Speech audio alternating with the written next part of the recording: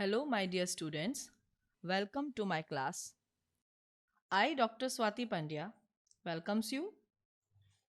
Students, in last session, we have learned the properties of genetic material and we have compared either DNA or RNA is a genetic material.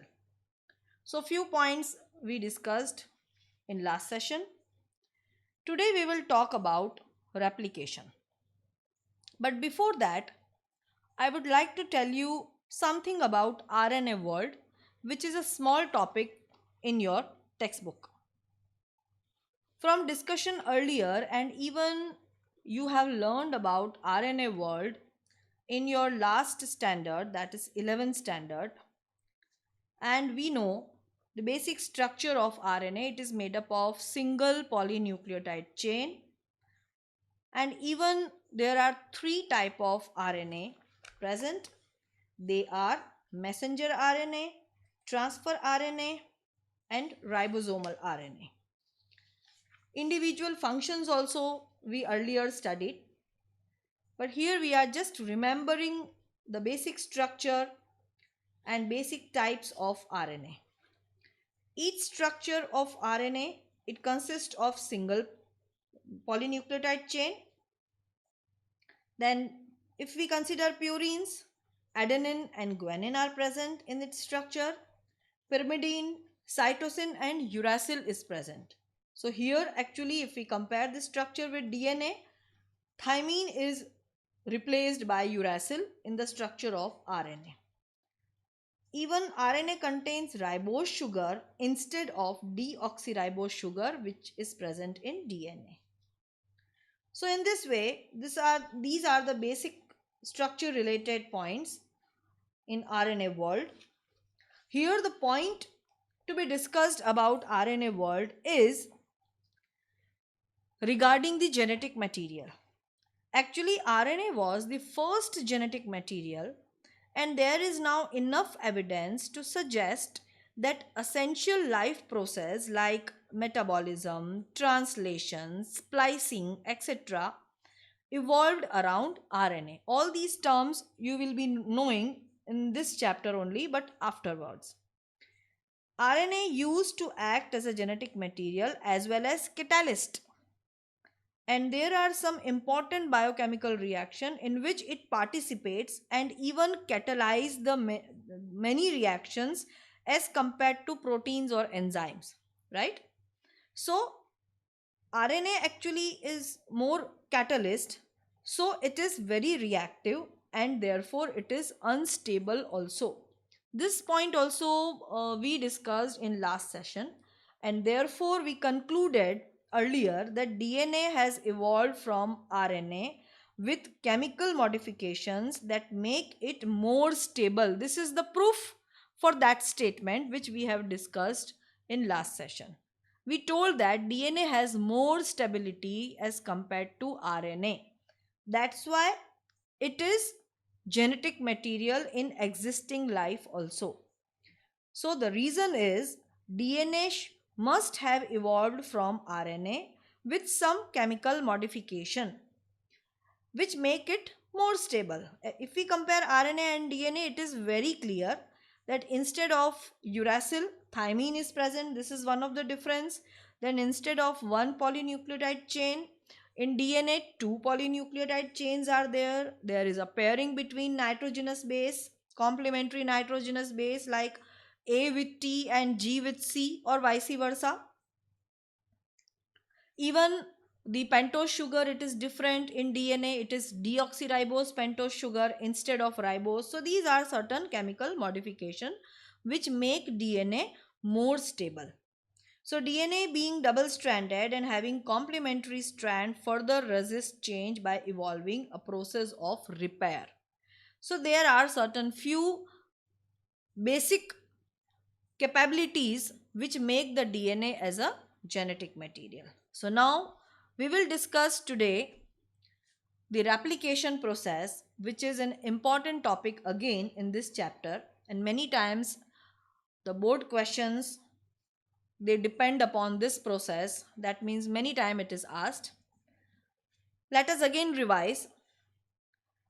Actually, a quotation regarding the DNA double helix model, which was proposed by Watson and Crick, it is given here in your textbook. I have not displayed this statement here, but you can refer to your textbook.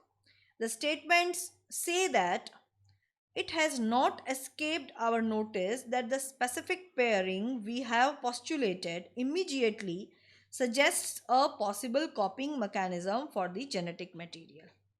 So it was given by Watson and Crick in 1953. And the scheme suggested that the two strands would separate and act as a template. So here if we see the structure, this is the DNA model. Then this shows the unwinding of the two polynucleotide chain. It opens, आप देख सकते हो यहाँ पे C with C is making pairing with G, A के साथ T, T के साथ A, G के साथ C, T के साथ again A with T and C with G. तो इस तरह से पेयरिंग है. यहाँ पे जो सेपरेटेड स्ट्रैंड्स दिखाई हैं, so actually they separates and again the complementary base pair they starts. आप देखो अगर यहाँ पे C है तो इधर G होगा, C है तो G, इधर A है तो T आ जाएगा, अगर इस स्ट्रैंड के ऊपर T है तो A आ जाएगा. एक्चुअली हियर जो रेडिश पिंक कलर का स्ट्रैंड दिखाया है that is the main original DNA, और जो पर्पलिश ब्लू कलर का स्ट्रैंड्स है वो नए स्ट्रैंड्स हैं. ठीक है, इसी तरह से बताने की कोशिश की है. So here this reddish colour strand is known as template. ये भी टेम्पलेट होगा और ये वाला भी टेम्पलेट होगा. ये जो अभी मैं इंडिकेट कर रही हूँ वो टेम्पलेट होगा इस स्ट्रैंड के लिए, और ये वाला जो मैं इंडिकेट कर रही हूँ वो टेम्पलेट होगा इस वाली स्ट्रैंड के लिए. So both are acting as a template now, and they are acting as a template actually for synthesizing the new complementary strand. Here new complementary strand is purplish blue colored. Okay, so after the completion of replication, each DNA molecule would have one parental DNA strand and one newly synthesized DNA strand. आप देख सकते हो ये pink colour वाली parental है और bluish purple colour वाली new strand है. ठीक है, so it is a replica actually, and each DNA molecule would have now one parental strand and one newly synthesized strand. So this is a hybrid DNA which is formed with a combination of both parent as well as new strand. So in this way we can say that the scheme was termed as actually semi-conservative DNA replication. So this last statement is important, and even the question can be asked in this form, that explains semi-conservative DNA replication. So actually this diagram, it is in short, it is showing the Watson and Crick model for semi-conservative DNA replication. Now let us see the experimental proof. As the scientists, they are not following every statement as such. They require experimental proof for each and every statement or word. And it is now proven that DNA replicates semi-conservatively, and it was shown first in Escherichia coli, E. coli, and subsequently in higher organisms also, like in some plants, human cells, etc. Actually, two scientists named Matthew Meselson and Franklin Stahl, they performed the experiment in 1958 which proved that DNA is acting as a genetic material and it is replicating semi-conservatively. So they explained actually semi-conservative DNA replication. They grew E. coli in a medium containing this chemical ammonium chloride, but here ammonia having nitrogen, and this nitrogen is an isotope. So having 15N is a heavy isotope of nitrogen. So this isotope was taken. The result was this N15 was incorporated into newly synthesized DNA as well as other nitrogen containing compounds also. So this heavy DNA molecule, heavy means having this heavy nitrogen or isotope nitrogen, right? So we are calling it heavy DNA molecule, and it could be distinguished from the normal DNA by centrifugation in cesium chloride. So this method was used, centrifugation method, and in cesium chloride, which is a density gradient. And you have to note here that N15 is not a radioactive isotope, and it can be separated from N14 only, which is based on densities. Okay. Then what they did? Then they transferred the cells into medium with normal NH4Cl and took samples at various definite time intervals as the cell multiplied, and then extracted the DNA that remained as double stranded helices. Helices is a plural form of helix. The various samples were separated independently on cesium chloride gradient to measure the densities of DNA. I will show you this experiment in diagrammatic form or chart form also later on. Now, what will happen due to centrifugal force? The higher density or mass DNA, it will separate, it will sediment faster as compared to the lighter one. So this benefit is used. So thus the DNA was extracted from the culture one generation after the other, and they transfer from N15 to N14 medium, and it took 20 minutes. So after 20 minutes a new E. coli we'll get. So the colonies we can get. So E. coli divides in every 20 minutes, we can say like that. And a hybrid or intermediate density or E. coli we will get. So DNA extracted from the culture after another generation, that means after 40 minutes, that is second generation, was composed of equal amounts of this hybrid DNA and of light DNA. This we will understand with the help of this diagram. So this is the Messels and Stahl experiment, just to prove that the semi-conservative DNA replication. So here this is the original DNA, and here we have used N15 and it is shown in red color. Then after 20 minutes, this is the first generation. This will produce two daughter DNAs, right? And as we know, this is a template semi-conservative replication, just remember it. So this is a template DNA, and green colored DNA, that is new strand. Here also this is the template DNA which is shown in red color, and this is the new DNA which is formed, new strand. Okay.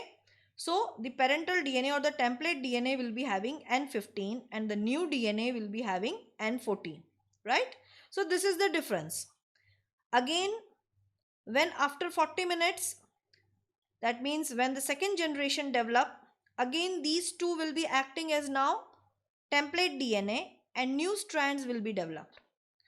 So here both the two polynucleotide chains in this DNA will be having N14. Okay, no red color. Red color indicates N15 DNA. Here only single strand will be N15, other strand will be N14. Here also same, and in last one also N14, right?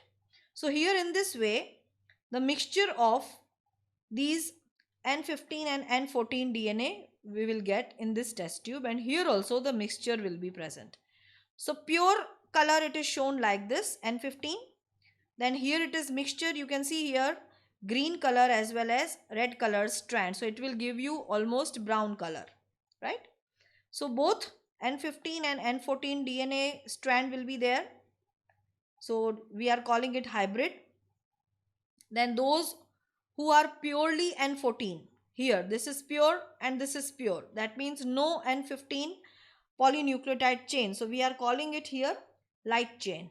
Okay, it will present here in the test tube, in the centrifugal tube, and this be more dense, density is more in N15, and this is hybrid because it is a combination of green as well as red. This is also combination of green and red. So here we are showing brown color, same like this one. Okay, so this will be called hybrid DNA, and as they are more denser, due to centrifugal force, these two DNA will be separated. N14 as well as N15 will be separated.